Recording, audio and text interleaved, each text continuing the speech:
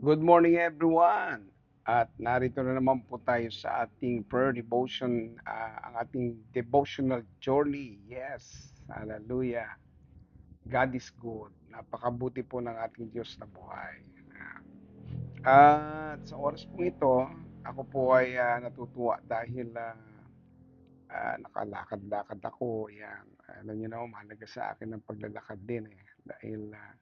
Dahil dito ay siyempre nadadagdagan ng ating kalakasan, nadadagdagan ng dahilan natin para lalo pa tayong bigyan ng lakas ng ating Panginoon. Yan. Gawin-gawin din natin paminsan-minsan kapag po kayo ay may time. Yan. Tayo po maglakad-lakad.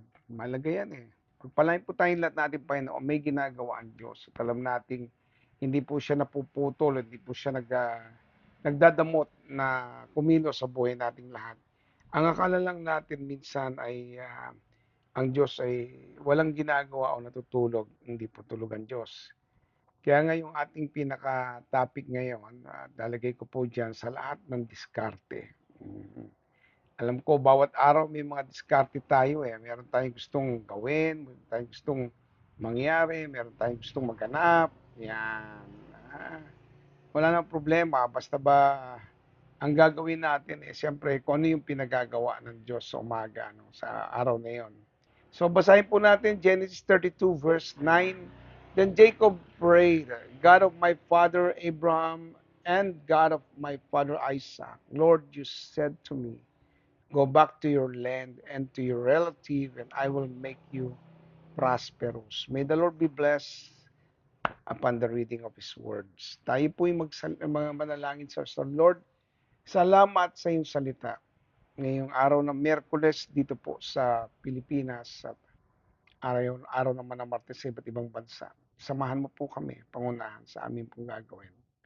At ayaw mo ang aming pong journey ngayon ay talagang magbigay po ng magandang uh, salita na aming pong pangawakan sa umagang ito. Salamat po, Ama. We give you praise, we give you honor, glory. In Jesus' mighty name, we pray. Amen. Amen. Okay, tuloy po natin ha. Ang ganda nito eh. Sinabihan ng Diyos yan, na sa oras na yon, si Jacob, nanalangin siya. Sabi niya pa, Diyos ng aking lolong Abraham, Diyos ng aking amang si Isaac. Sabi niya, sabi mo, bumalik ako sa lugar ng aking mga kamag-anak at doon mo ko ipaprosper. Yan. Ang ganda nung meron kang word na natatanggap umaga pa lang. Ano? May word na agad ang Diyos para sa atin. At kung titingnan po natin, ito ang pinakatamang gawin, ang manalangin. Sa lahat ng oras po, kapag may narinig tayo na tinig ng Diyos, meron po tayong nakuwang pangako ng Panginoon, meron pong bumabagabag sa ating kaisipan na dapat gawin. Ang una niyo pong gawin ay manalangin. Ayan, ito po si Rev Wes, super prayer woman po yan. Ako po yung natutuwa dyan sa aking asawang yan.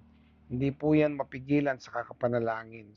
Siguro, tatak na ng J1 ang mga asawa ng pastore, mapanalanginin. Ayan. Salamat sa Lord sa kanyang buhay.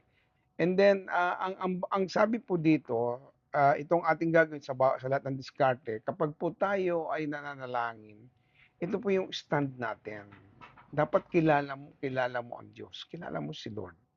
Sabi niya eh, Diyos ng aking lolong Abraham at Diyos ng aking amang si Isaac.